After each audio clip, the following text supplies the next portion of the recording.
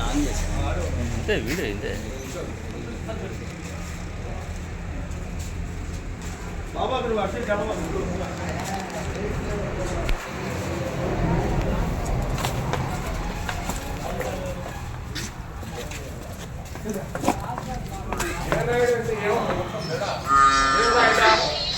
వచ్చినప్పుడు ఏం రాయడా